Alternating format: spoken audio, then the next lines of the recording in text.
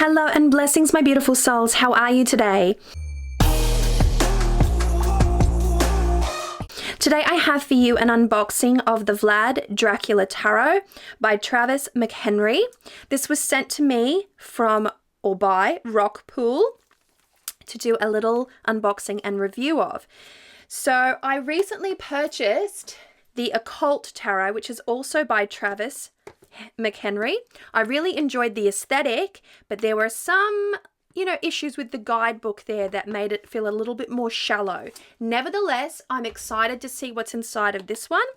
I'm looking at the back of it and I'm just like, oh, the artwork isn't quite grabbing me at this moment in time, but we will have a look at the layout, the structure, and everything that went into the creation of this box. I do enjoy the box, however. The boxes of the Occult Tarot and the Vlad Dracula Tarot seem to be the same.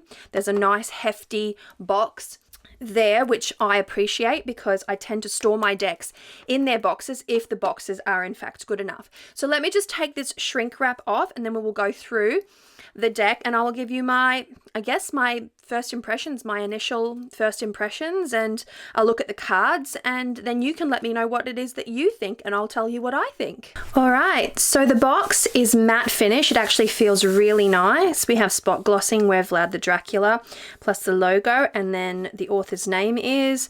Rockpool is also in spot gloss and the back has no spot glossing on it. The sides do, obviously, but it feels pretty damn sturdy.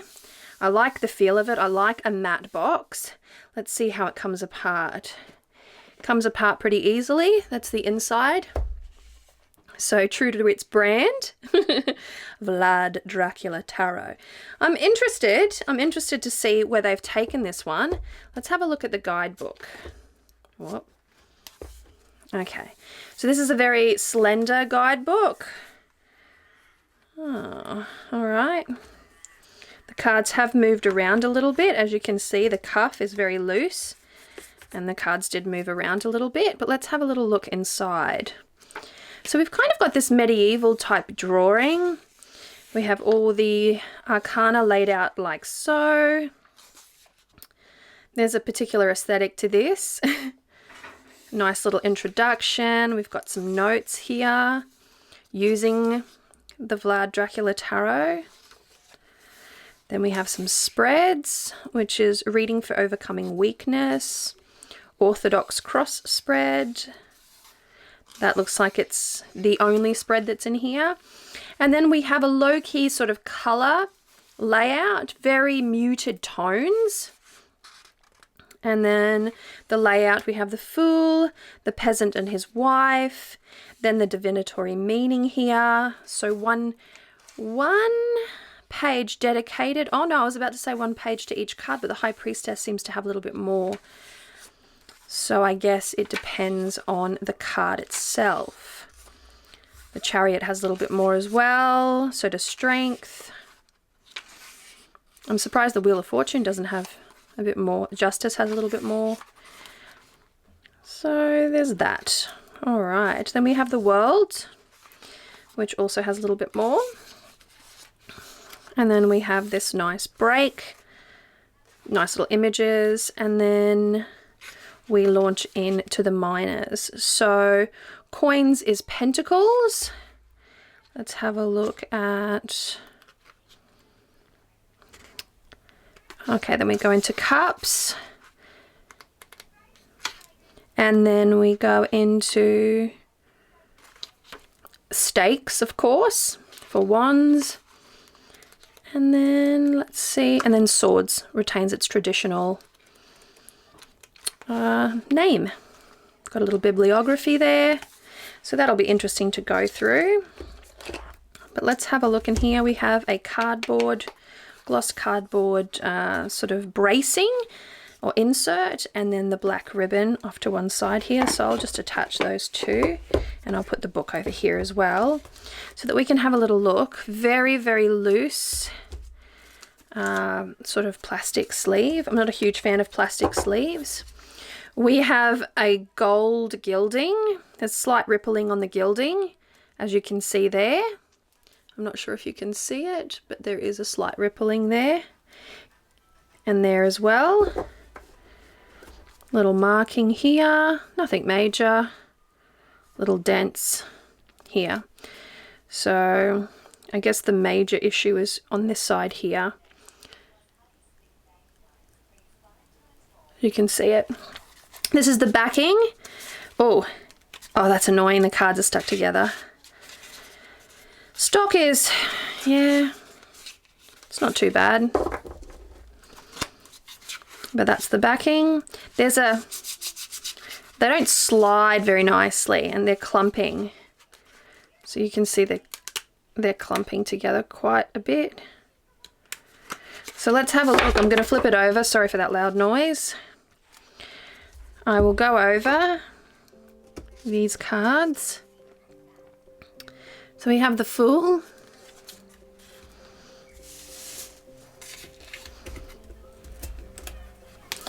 They're very sticky.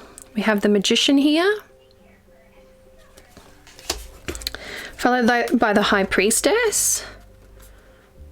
I'm interested to see, I'm just going to go into the book here and have a look at the High Priestess. That's the Chariot. There, I missed it. Okay, Vlad's Transylvanian Princess. All right, that's who she is. Oops. I should be turning them over because that's the sort of rhythm I started. Okay, so we've got some gore here. The Empress. We're bound to see some gore. We have the Emperor here. The Hierophant. Very priestly. The Lovers. Chariot. We have Strength here. The artwork isn't quite capturing me. It's not my style of artwork, and while I understand that it seems to match the aesthetic and the way... I've done it again. I've bloody well done it again. I'm not good at this. Yeah, about the aesthetic, it's just head on a pike. Nothing like a little head on a pike early in the morning. I don't know. Felt like there was something stuck together. They are very sticky. There we have the Devil, the Tower. I'm not a fan of these borders. There's too much border. It's giving me a bit of a tarot PTSD of the old school Los Scarabeo decks when they were multilingual. I was not a fan. Very sticky. Sun and Judgment here.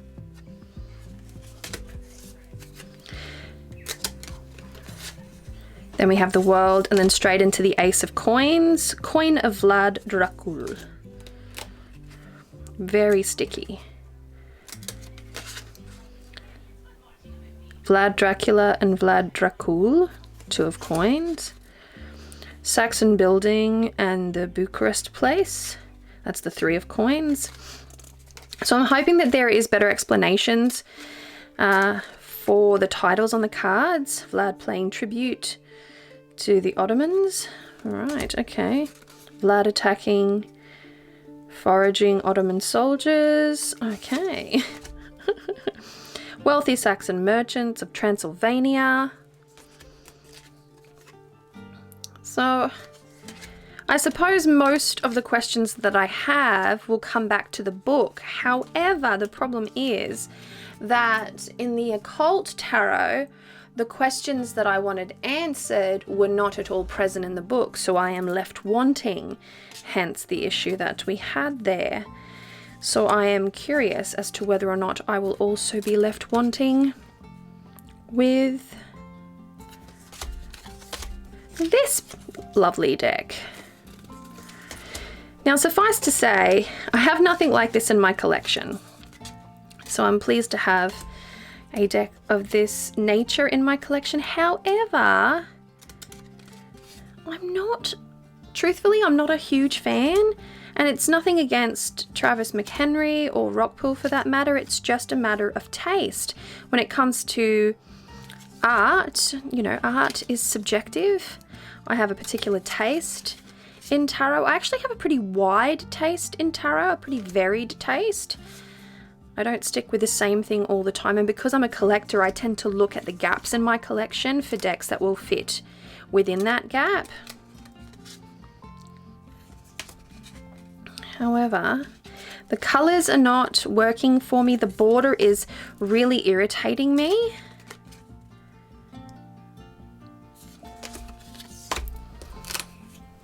There's something about it that just doesn't sit well. I really liked the aesthetic of the occult tarot, I must say, despite the fact that I was left wanting. As far as the guidebook goes, the aesthetic was really nice, and just the style of art, the layout itself was very interesting to me, and I quite enjoyed it. So I walked away from that one feeling a little bit more satisfied from that sort of initial, you know, perception.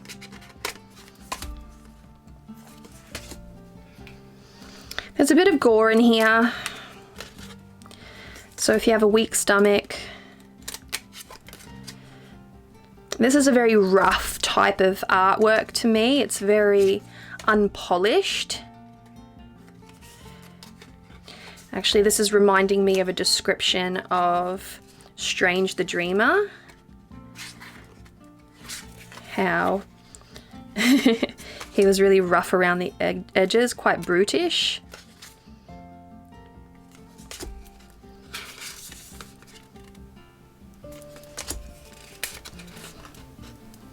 Ten of Stakes, killed by many spears, and thus he died.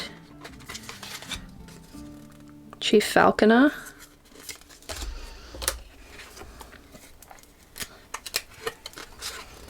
What are your thoughts on this artwork? I remember growing up, I had some fairy tales that had similar artwork to this, and I recall not really enjoying those either. So this is obviously a style of art that just doesn't necessarily appeal to me. But when it comes to tarot, does it read well? What type of personality does it have? I'm a big believer that all decks have a very unique personality, unique energy.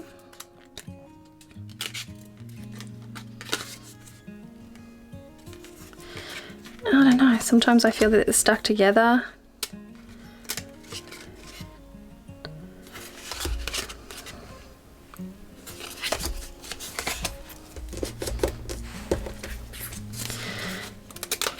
We have the 9 swords there. So swords is the final suit. Oh my gosh, that was brutal. I wasn't ready for that.